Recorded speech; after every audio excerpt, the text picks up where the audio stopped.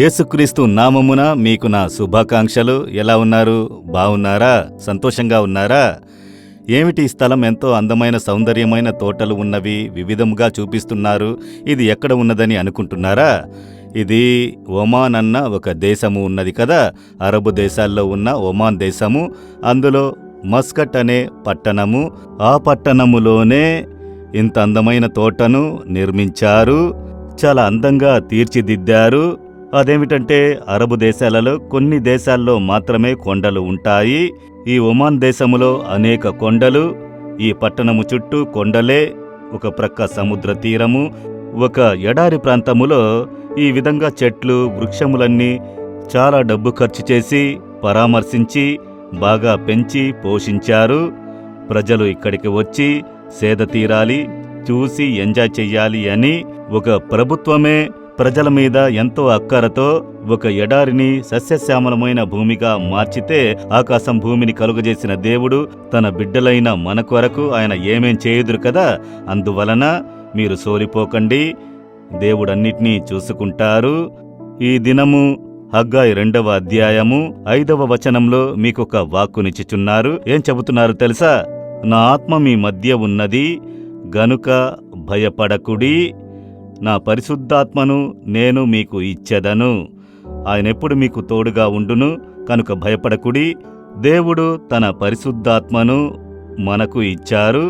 ఆయన వాక్కునిచ్చి ఆ ఆత్మ ద్వారా మనలను నింపినప్పుడు, ఆ ఆత్మ దేవుని ప్రసన్నత మనల్ని నింపినప్పుడు ఎల్లప్పుడూ దేవుడు మనతో కూడా ఉండడం గ్రహించగలము.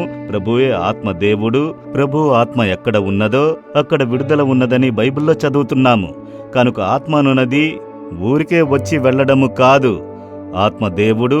ఆయన మాట్లాడుదురు, ఆయన చూచెదరు, ఆయన నడిపించెదరు, ఆయన సహాయము చేయుదురు, ఓదార్చుదురు. ఆయన ఎప్పుడూ మనతో కూడా ఉందురు.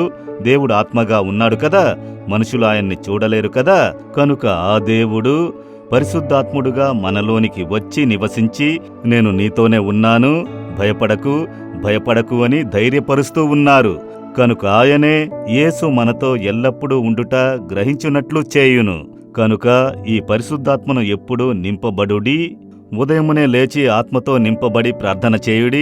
ఆత్మదేవుడు నాతో ఉన్నాడు అన్న ప్రసన్నతతో మీ జీవితమును ప్రారంభించుడి. భయములన్నీ తొలగిపోవును.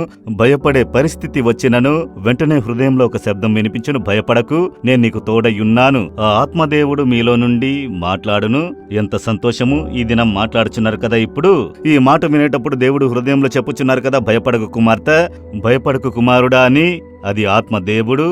ఆత్మదేవ, మీరు నాలో స్థిరముగా ఉన్నందుకు స్తోత్రములు.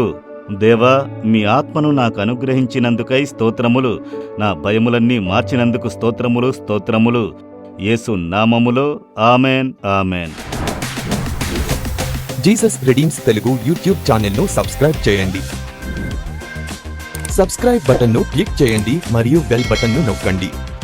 ప్రతిరోజు కార్యక్రమ సమాచారం పొందండి.